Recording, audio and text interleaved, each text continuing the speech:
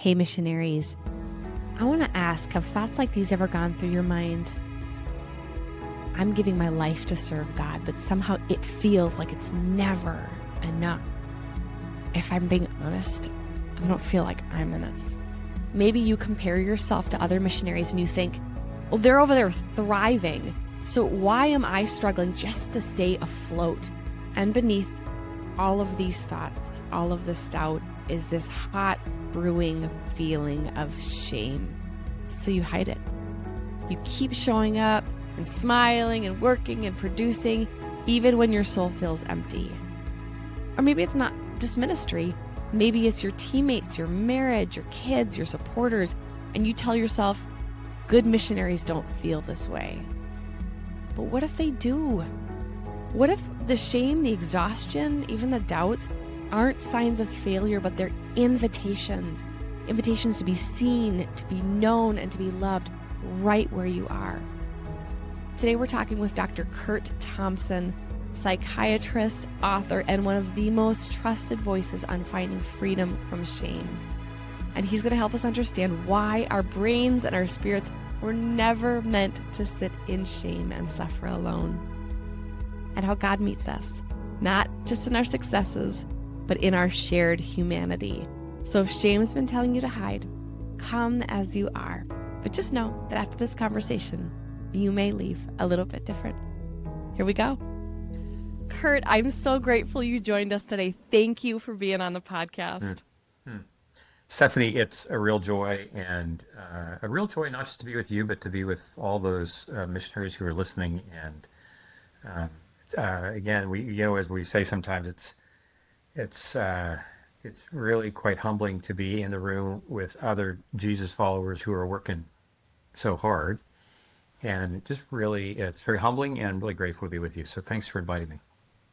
And as we were speaking beforehand, you were just sharing your experience with missionaries, and you really get it. I mean, I won't get into what we shared because that might come out as we're talking, but you really get missionaries and I think how we tick and some of the things that we deal with. And so thank you for the work that you've already done and what you're going to be sharing today. And your work has profoundly shaped how I think how so many others think about shame and suffering and hope. And you have this beautiful way, I think, of giving words to the things that we don't usually talk about. You help us notice how God meets us in those places with kindness, not with judgment, but with compassion, with hope. And you do it in this fresh way because you find this intersection between faith and neuroscience and the human story. And I think it really resonates with people. So as I was preparing for our conversation today, I've been thinking about the unique pressures that missionaries carry. They give their lives to serve God, but so many live with this haunting sense of not enough. They're passionate, committed, resilient, but over time, something inside begins to fracture. And I know I've felt that myself when we were on the mission field. I remember thinking so many times, if I was a real missionary, which is such a weird phrase to even think, but I thought it. If I was a real missionary, I would want to do more and be at everything, and I'd be able to do more. I wouldn't be complaining so much. I'd be less tired. And noticing all the people around us too. We were, surrounded by all these incredible people, and I just so often felt like I wasn't measuring up. Like everybody else was thriving, and I was just trying to hold it all together. I think that's why this conversation means so much to me, because I know many other missionaries living with that sense of not enough, which really, when you get down to it, is shame. And so that's what we're going to talk about today, how shame and suffering quietly separate us from ourselves, from others, and even from God. And yet, even in those places of disconnection, something in us still reaches for hope. And so, Curt, before we even go further, I'd love to turn that first question toward you. What first made you curious about shame and suffering? Like, was there a personal moment or an experience for you where it became real? Well, I'm very aware that I would say that as I was really starting to pay more attention, this would have been back now 20 years ago, I think, as I was even doing the work that eventually became Anatomy of the Soul, the first book that I wrote. I think even before that book was completed, some of the work, some of the early work in that particular book started to, um, shame started to become much more visible. I think mostly just in terms of the patients that I took care of. If you just start to pay attention to, like, person after person after person who's coming into the office, you just start to see this common thread that began to emerge.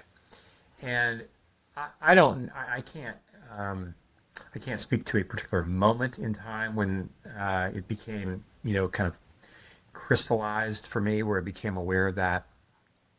But certainly over the period of working with patients for the first 10 years of my career or so, I think there was just an accumulated sense of that. And I think also running hand in hand with that would have been my own experience, my own personal experience of my own life, my own story, and making sense of my own story, and the work that I was doing with the spiritual director, and work I was doing with the man I was meeting with every week. And this kind of this revelation that where you just start to see shame everywhere. And when you're paying attention to the text of Scripture, and you begin to see, oh, well, there it is, on the second page of the Bible, like it's first mentioned. They're man and his wife were naked and ashamed.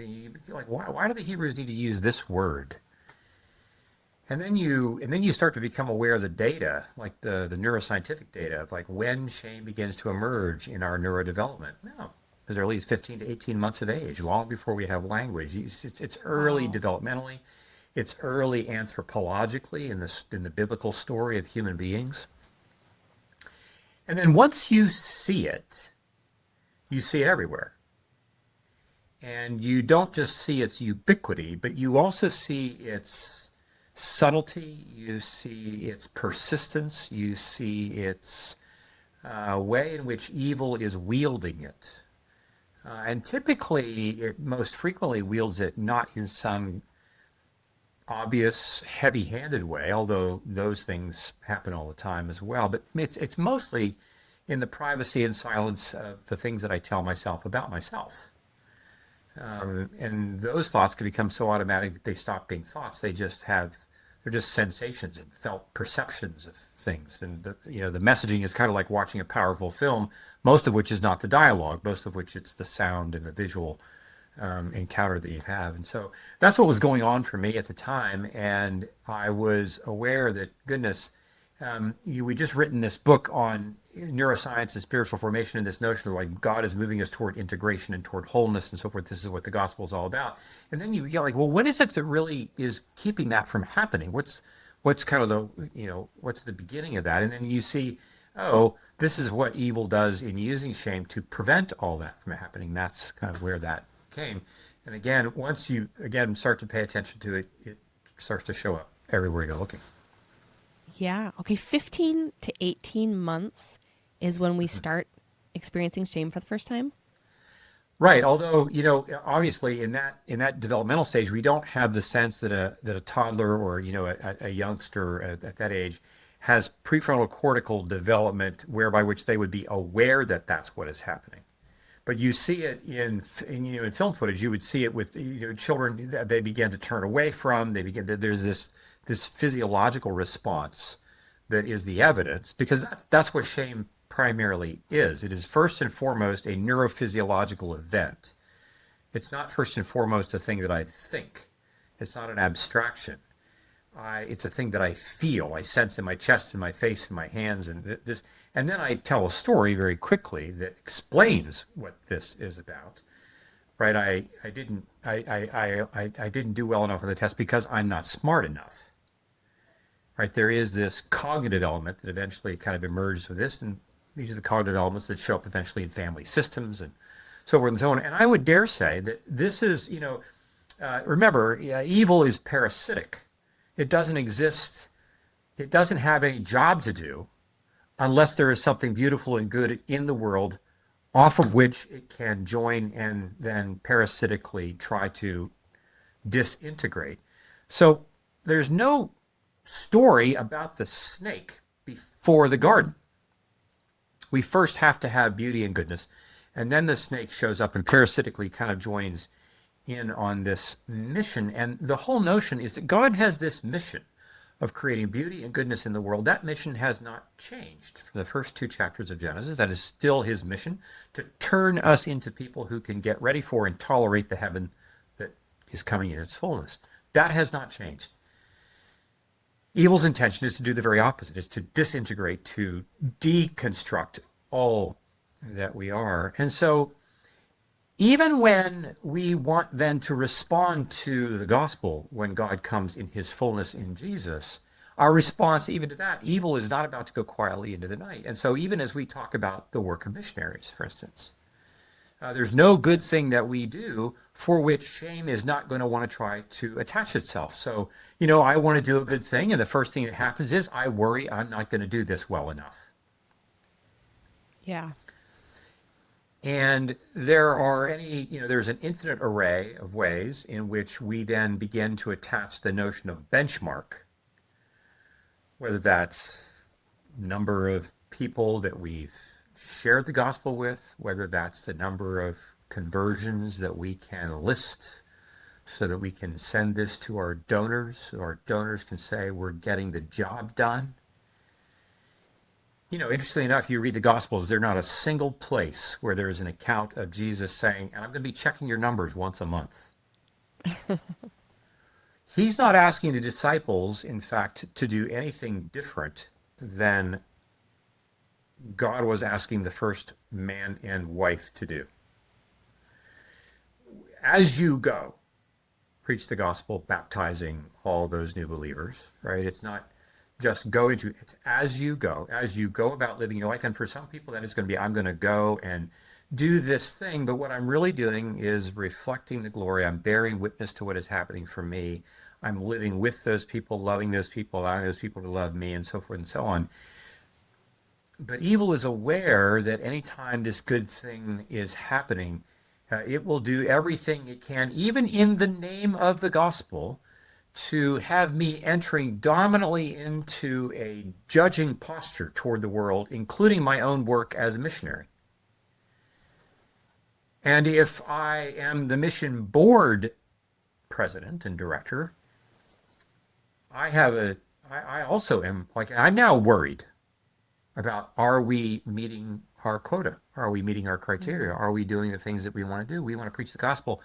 But as soon as this good thing emerges, I have to be aware that evil is going to be crouching at my door, as it was for Cain in the 4th chapter of Genesis, attempting to devour me. And it is not going to come just boldly to my front door and say, hey, let's turn the gospel into a business model. No, they're not going to do that. It's all going to be in the name of good things, while wielding this felt sense of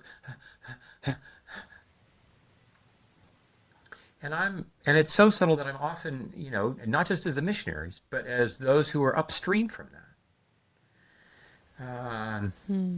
I worry that I'm not doing well enough, and that the consequence is that God's coming to kill me. I mean, this is Adam at the end of Genesis 3, where, God comes, where are you? God's asking, God is not coming to kill him. God is wanting to have a reconciliation. God is wanting to repair a rupture. And what would have happened where would we be if Adam had come out of the woods and said, look, I have really screwed this up. You may have to talk to my wife, because I guess she's got a role, and that's y'all, that's a between y'all. And you have to, but I'll take full responsibility for this. Number one, I didn't keep the snake out of the garden. My job was to protect it. I didn't keep the snake out of the garden. I just frankly did the very thing that you told me I wasn't supposed to do. I did that. Do with me what you will. You can imagine God the Father turning to God the Son and saying, oh my gosh, can you look who we have.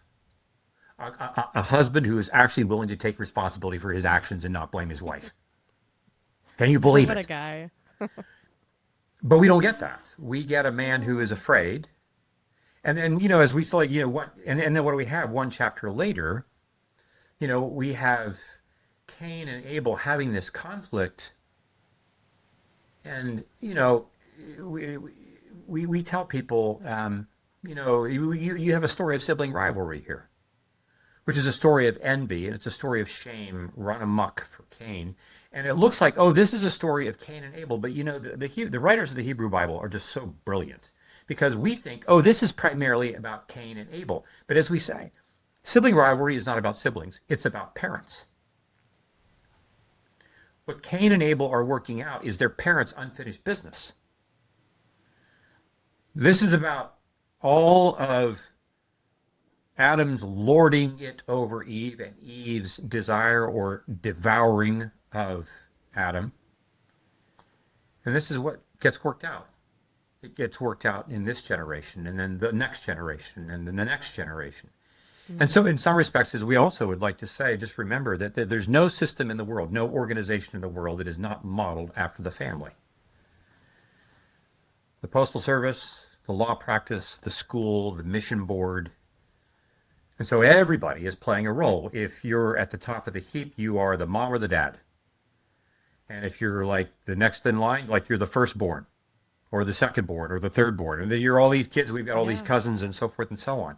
And we will invariably live out the models, our implicitly remembered models of family structures in these systems for good or for ill. And the things that happen downstream to us as leaders are going to be reflections of the unfinished business that I have not worked out in my own family of origin. Mm. And so when we have missionaries who are really struggling downstream from the parents, we would want to be curious about what is going on for the parents, what happened to them. So for the presidents of our boards, or the directors of our boards, and so forth, who are themselves feeling overwhelmed and worried, yes, joyful, eager, all the things, we would want to say, what happened to you? Who's taking care of you? You ask most pastors, whose job is it to take care of you? And they look at, when I ask them this question, they look at me like I have three heads. It doesn't make any sense.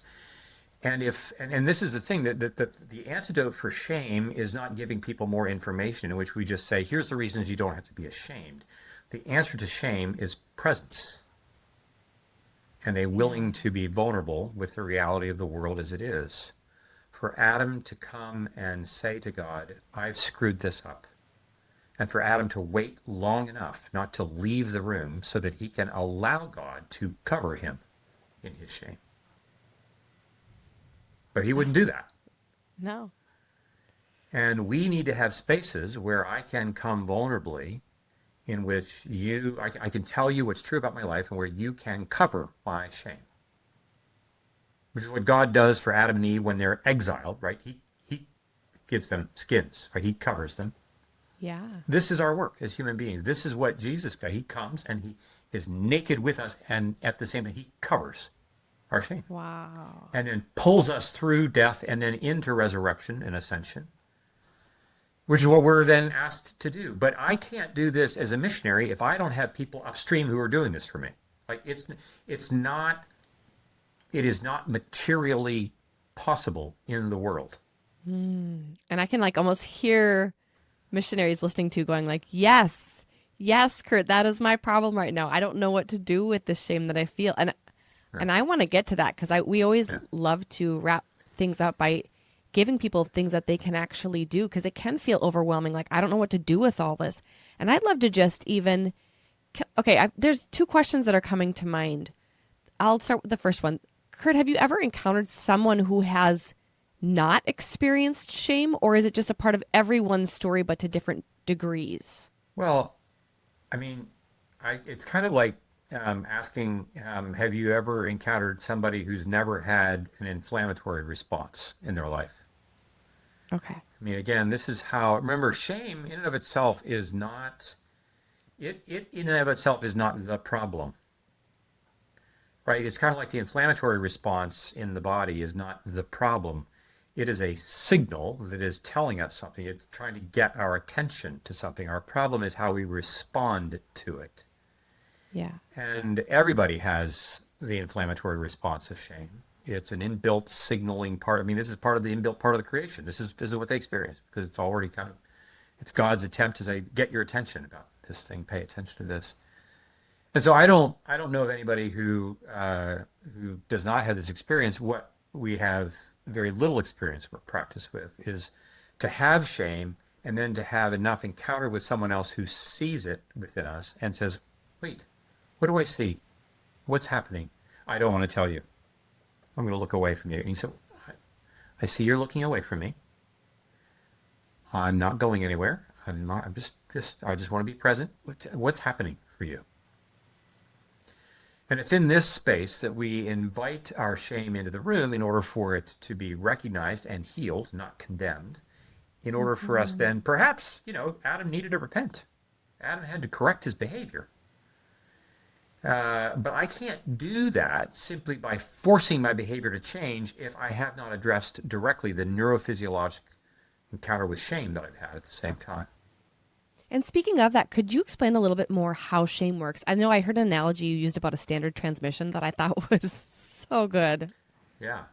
Yeah, I mean, that metaphor, which I also find to be so powerful, is from Alan Shore, a neuropsychologist at UCLA. And, when we think about newborns, infants, children, adults, we are like automobiles with a standard transmission. We have an accelerator, we have a brake, and we have a clutch in terms of how we operate in the world.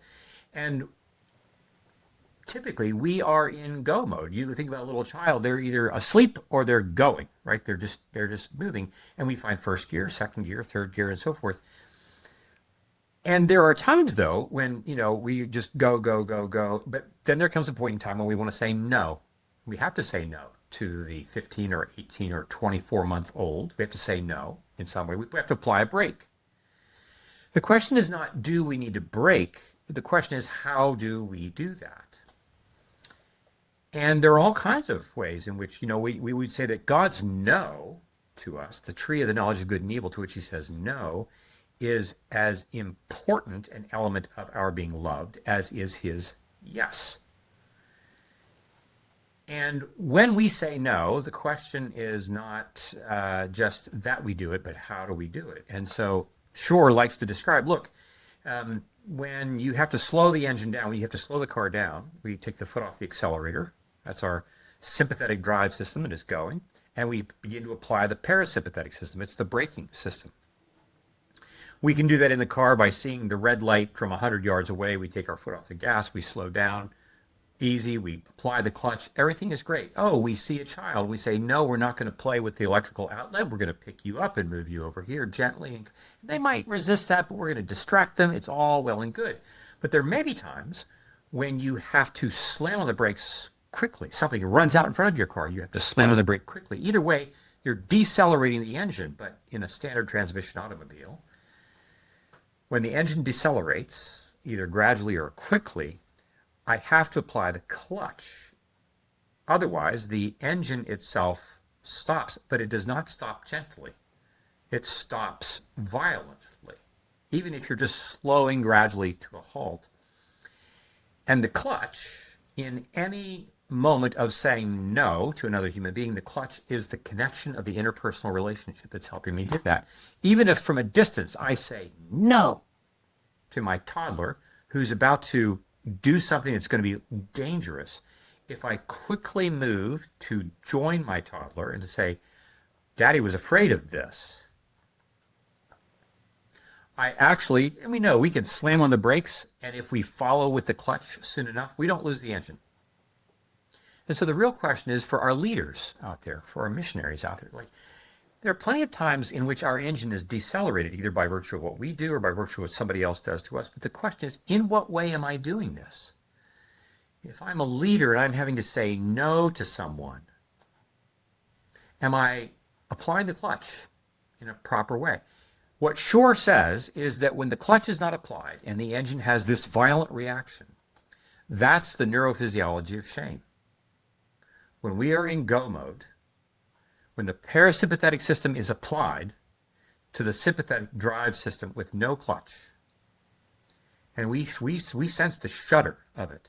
It can be in very small moments. It can be very large public moments, moments that happen on the internet now with social media. Things are said about me, about you, over which you have huge No. No to Stephanie, with no clutch. But the vast majority of these moments that take place for us in which shame emerges in this way, where there's deceleration with no clutch, happens frequently in the privacy of our own mind, and we are the ones who are applying this. But because it's in the privacy of my own mind, like nobody is there, there is no relationship to be the clutch. And so until and or unless I am having an experience that gives me access to another relationship that I can bring to mind and bring to body, like I can feel it in my chest, shame will continue to grow in its capacity to kind of be entangled with the memory that I have of my experience in life. And so when that experience gets evoked again as an adult, I'm not just having an experience now of shame, I'm having that, but it's echoing and calling out all the remembered neural networks of shame that I have over the first 2.5 decades of life. And so, I'm the missionary who wants to who deeply wants to follow Jesus into this space, whatever that space happens to be. And somehow or another, something starts to emerge in which I'm having the felt sense of I'm not enough. There's some deceleration that's happening. I got bad news about something that we were supposed to do for which I was responsible. Something that's not happening according to the numbers, the intention, the this, the that, this. And suddenly I'm in this space that is not just about this space alone, but is also echoing old unfinished business. Cain and Abel, echoing the chapter before them. And if I am by myself and I do not have someone to say to, Stephanie, I just got to tell you what's happening in my head. If I don't have that space, there is no clutch. And I then will double down on my own self-inflicted shame, which means I'm going to have to burn energy to contain it, which is energy I then do not have available to partner with God to do the work that he's actually put before me to do. Coach Ben here. Are you a missionary? Are you trying to find next steps to becoming one? Well, Modern Day Missions, we're a payment processor for missionaries just like you. You may be thinking, like, payment processor, what is this guy even talking about? So let me break it down. We make it simple for you to receive donations and for your donors to give. It's as easy as that. As the largest independent missions organization in the U.S., we currently serve more than 1,100 missionaries across the globe, helping missionaries get on the field and freeing them up to do what matters the most, what God's called them to do. Now you may be thinking this guy isn't so crazy after all. It kind of sounds like he's talking about me. Well, I want you to know we're always thinking about you and how we can best serve you. So we want to connect you to resources designed to help you flourish, like this podcast you're listening to right now, and a full-time staff that's dedicated to helping you with your admin, and free access to me, a fundraising coach, among many, many other things. So don't take my word for it. Check out everything at modernday.org. It's right here. It's pinned to the corner. Just click that link. And like I said, it's free, and we'd love to serve you. Now, I know you're here to listen to Stephanie talk, not me, so let's get back to the episode. That is so powerful when you said that, because it echoes back to what you said in the beginning, that we were created by God to bring goodness and beauty into the world. And shame is actively working to stop that. I mean, as missionaries, that's what our life calling is all about. Obviously, as Christians, but missionaries take it to the next level. They make their life all about that. They want to create goodness and beauty. And so to realize shame is the enemy's tool to aggressively interrupt that and shut us down. I mean, if that's not a wake-up call, I don't know what it is, but it doesn't feel like that. Shame feels so deeply internal. It doesn't feel like this external weapon from the enemy. It feels like, no. It's not. This isn't an attack of the enemy. Something's actually wrong with me. How are we able to disconnect that and externalize something that has become so much woven into the fabric of who we think we are? Well, I would say that it's like lots of things. We name things to tame things. This is right. This is Adam in Genesis 2, right? He's naming the animals. He's giving them purpose and meaning, right? I'm going to name it. No, that's a tiger. That's an elephant. That's a whale. He's not just giving them a moniker. He's giving them purpose and meaning. Yeah. And even those things that feel as if they have been disintegrating for me, they have been wounding for me and so forth, I want to name them, not just to get them off my chest. I want to name them to give the Spirit the opportunity to give them purpose. But I don't name this by myself. This is God's thing. God said, like, well, wait a minute. He's naming, he's doing all this. Like, he doesn't have a partner. There's something about this that's not quite complete. It's not good for the man to be alone in this thing that he's doing. Like, God could have just, like, snapped his fingers and brought somebody else out of the mud, just like he did with, but it doesn't do that. There's something even much more intimate about having this part of me that is brought to me after being taken out of me, in the same way that God was also intimately bringing something out of the mud. Now something's being intimately brought. And so the whole notion of how do I respond to my shame is how I respond to everything else. I want to know that I'm living in a world in which I'm being seen, soothed, safe, and made secure. I can't do that in the privacy of my own mind. I have to practice living as if to flourish requires my encounter with other people who are different than me, who don't just help me do things better because they have things I don't have, but because I also need their protection. I need their presence. I need their healing. I need to be seen by them. Because, we like to say, you've been in a room where someone is telling their story about something, and you hear them say something, and you're like, well, wait a minute. I just heard you say that your dad did this, or that your mom did this, or that this happened on the field, or that happened on the field. And are you telling me that? And what you do is give them an awareness of a part of their story that they didn't even know that they didn't know. There's a part of their story that they can't know until they hear it coming out of your mouth. And this is just how it is. This is how we are made. This is how I go. This is like gravity. It's just a thing that is. Yeah. This is like relational gravity. This is how we work. And so evil will want to take advantage of this by wielding shame, and the first thing it wants to do is to make sure that we don't know that it's actually happening. That is its primary mission, to keep everything hidden. And the moment that I say that it's happening, it's the first step toward naming what are the next steps. In the Soul of Shame, there is a little algorithm that we do that runs off of Hebrews 12, the first two verses. But since we have this great cloud of witnesses, I need to have people around me to whom I can come and bring this survey of this, what we call a shame inventory. I want to be I want to get into the habit of being able to name and identify where my shame's showing up all the time. Now, first, people are like, gosh, that sounds like a lot of fun. Just to name my shame. It's like, that and Disney World are my top two things that I want to do in the world, like name my shame. Sounds like a bad game show. Oh, goodness. The thing is, though, it is in naming. It's like anything else. If I'm a hitter in the major, if I'm a batter in the major leagues, and I can hit fastballs, I can hit curveballs, but I can't hit a changeup. What I want to do in the off season, or when I'm in the batting cage, is I want people throwing me fastball, changeup. I have to work on the thing that I'm not good at. If I'm a golfer and like I got a great irons game, driver game, but my putting is really not, then like I have to be on the putting green.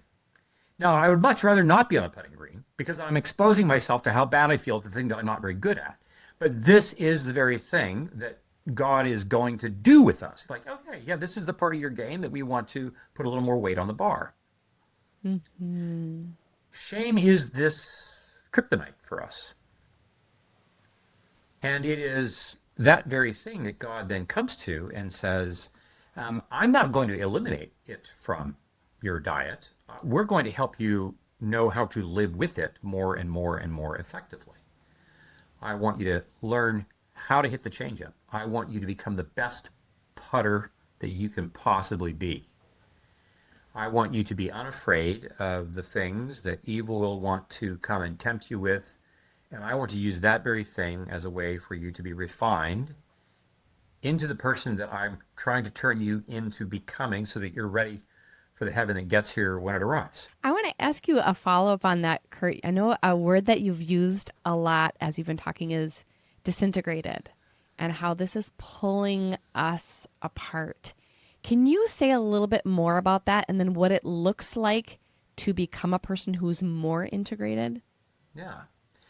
Well, I think a little bit, at one point we may have mentioned just briefly, like this metaphor that we use about what God is doing, and what the neuroscience of interpersonal neurobiology would tell us, is God's in this process of creating an integrated universe, an integrated whole. The kingdom of God is all these differentiated parts, right? This is the whole book of Galatians, right? God is bringing us together. As much as he's bringing us together with him, he's bringing us together with others that we wonder, like, how it is that they get into heaven. But these are the very people that he's, like, bringing together. And an integration process is like that of an orchestra, right? You have these different sections of the orchestra that are all very different. And each of those sections needs to be able to play their part really well. The woodwinds, and the brass, and the strings, and the percussion, and so forth. But they also need to pay attention to the other parts of the orchestra so that the woodwinds are not just doing whatever they please.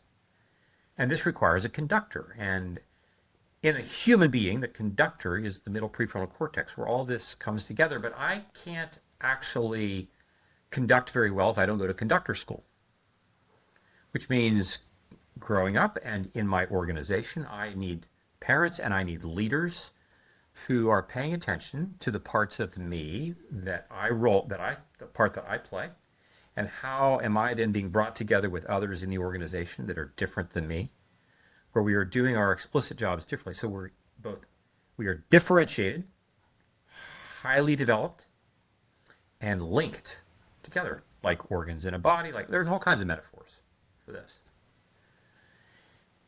Evil wants to bring a 4x4 truck onto the stage and just run over the orchestra.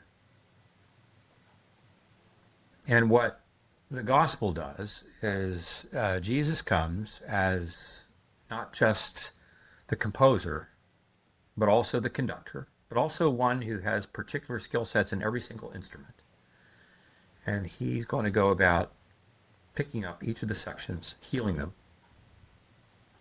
but then bringing them together, because some of these sections are blaming the other sections for why. If you'd only looked out for me, then the truck wouldn't have, like, if they came in through the door where you were, all the things, all the ways that we want to shame each other, even in the Christian community. Well, you didn't do this work, and that's why we're underfunded. And like,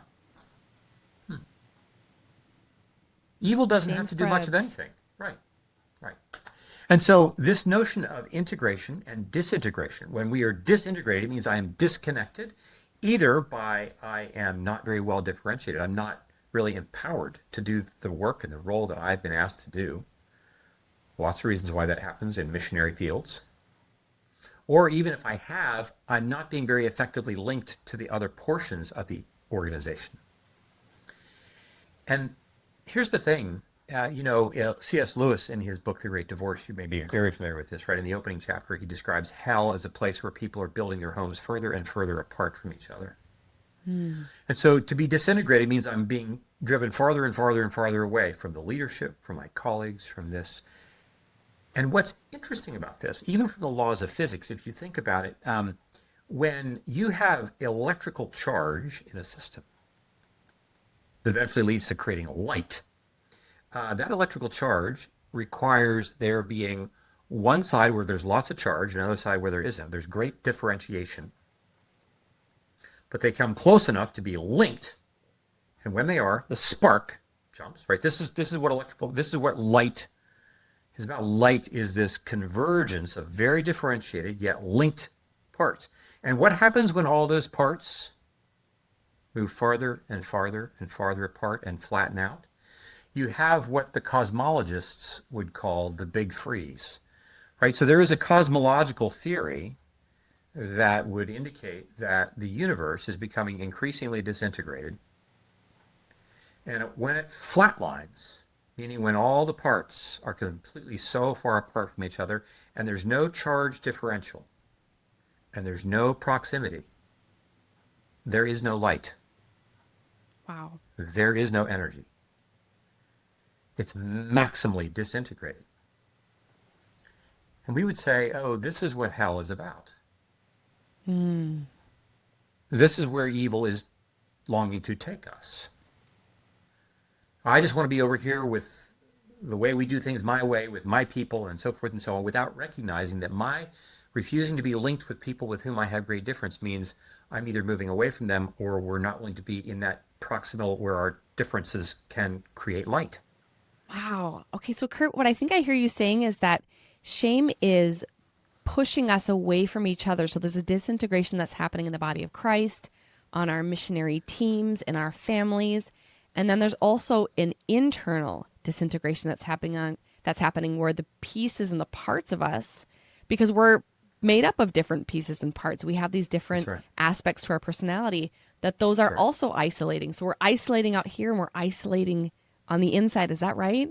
That's well, not only right, Stephanie. It is a matter of these processes are inseparable from one another.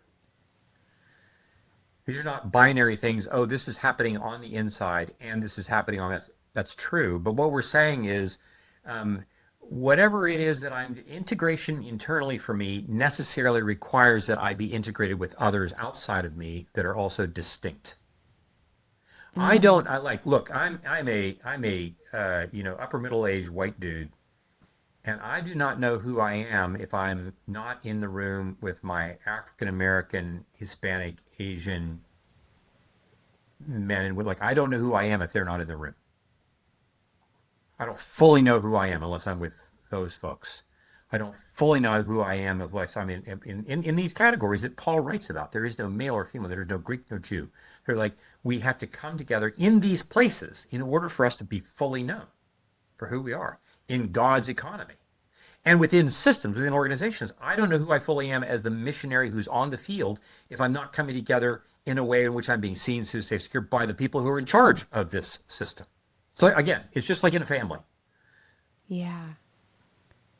So what are some of the steps that we can take? Okay, so let me back up for a second. So missionaries listening may or may not feel that they can go to their leaders or their organizations to find that. They might be able to go to teammates. They might not be able to go up.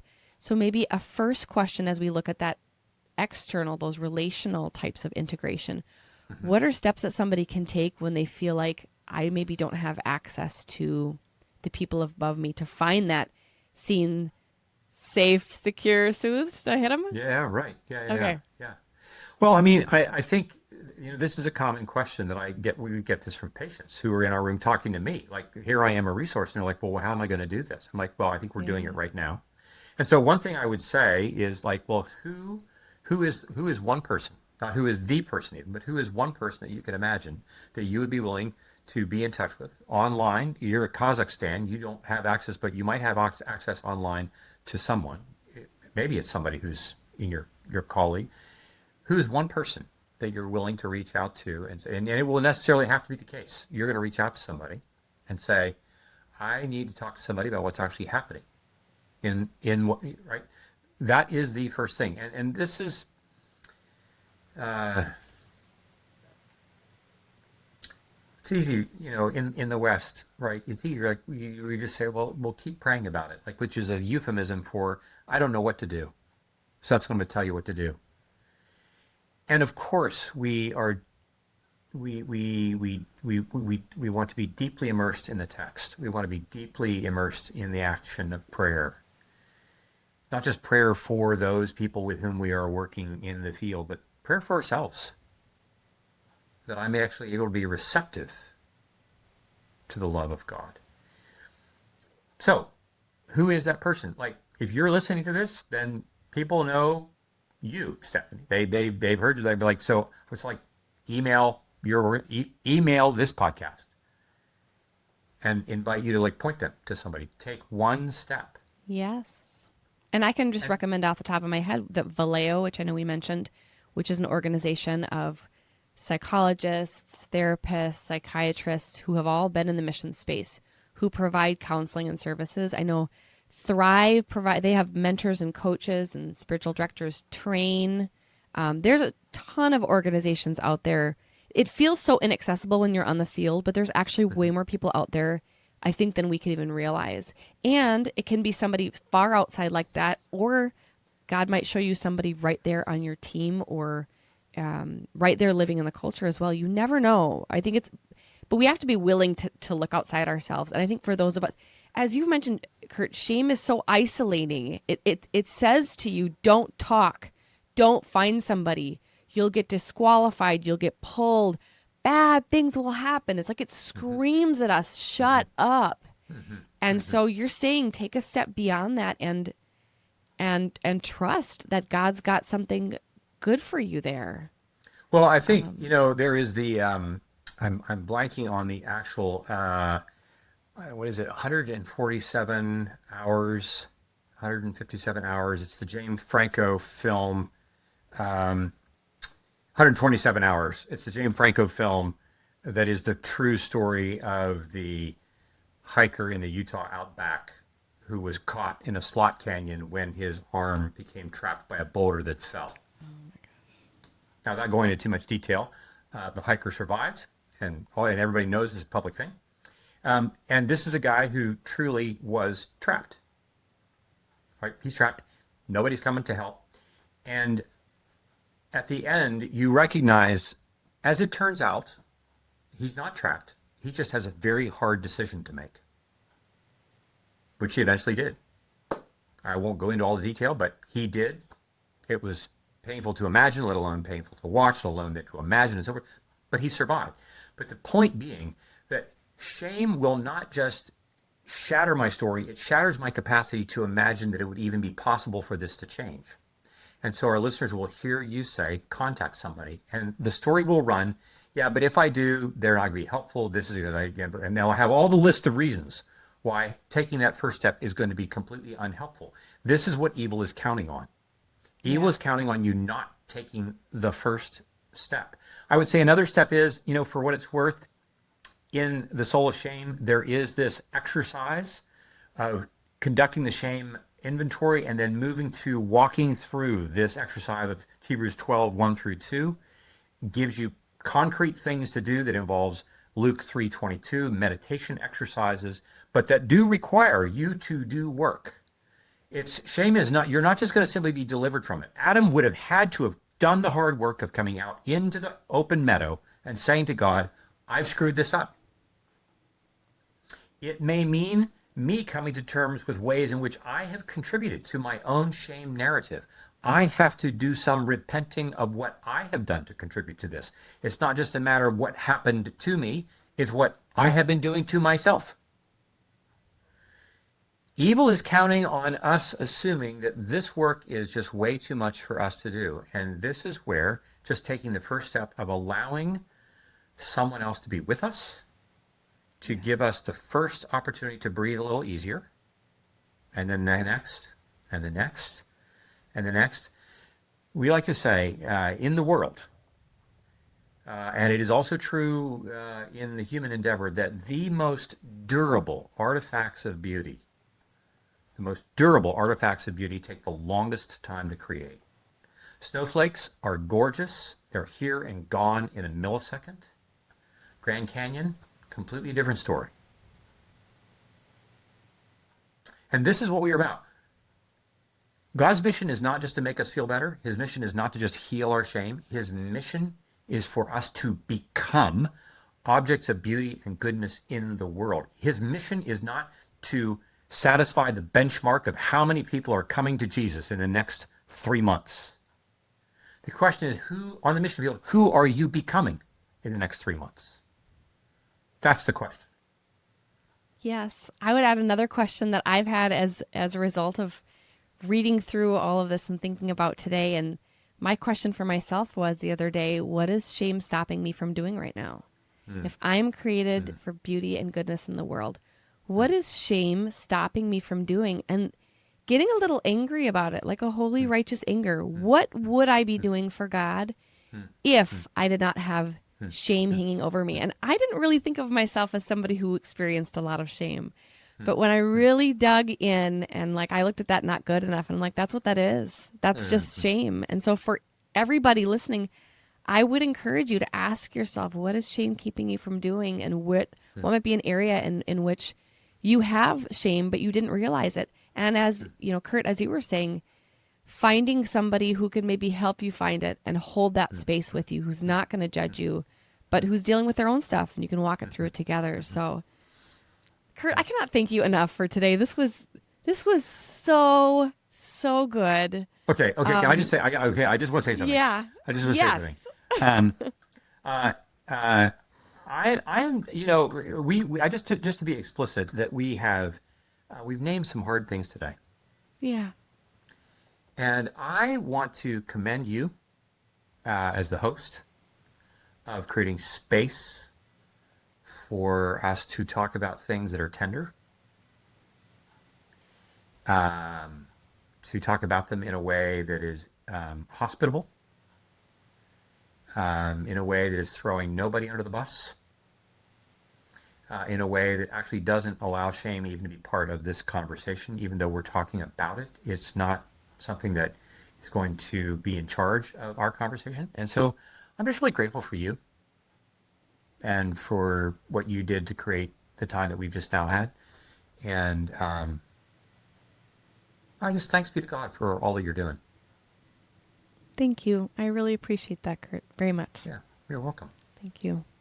Yeah. You know, I figure if we can't just, if we can't talk about this stuff, then, then how are we going to grow? How are we going to get better? And if I can't use some of my own experiences and stories, then what's it all for? You know, if you're going to go through hard stuff, you might as well use it to help somebody else. So I think that the books that you've written, I remember when we first came up, moved back from being in Peru after 10 years is when Anatomy of the Soul first came on my radar. And I remember how impacting that was. And then since then, The Soul of Shame and the latest book on suffering, Formation of Hope. And it's been just really powerful. And you share with such vulnerability and humility. And I know when we got to meet in person, Danny and I were just so impressed by you. You are so kind and so genuine. And even just our conversation before we started this, Curt, like you really care deeply about people in general, but also missionaries. And so thank you for taking your time to invest in all of us today. It's been, I hope it's the start of something new for a lot of people today in their journey. Yeah, me too. Right on. Thanks be to God. Yeah. Thank you, Curt. You're welcome. What a gift this conversation was today. There was so much wisdom in what Curt shared, how shame isn't just a feeling we think our way out of, but it's something we actually carry in our bodies.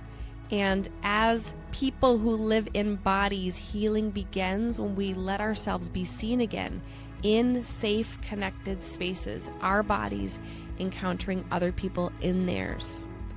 As missionaries, we can be so quick to measure our worth by our output, what we produce, how well we perform, how strong we feel or appear to others. But as Curt reminded us, God's question isn't to us, what are you accomplishing? It's, who are you becoming? So maybe today ask yourself, what is shame keeping me from doing or becoming? And what might happen if instead of hiding, I took a risk and I reached out for connection? Because when we bring those tender places in us into the light, when we let someone else see us there, shame starts to lose its power. And I don't know about you, but I don't want the enemy winning here. I don't want shame to stop me from doing what God has created me to do, or you. So if this conversation stirred something in you, I want to encourage you to explore more of Curt's work. It's so good, especially The Soul of Shame in the Deepest Place. And we'll make sure to link to those in the show notes.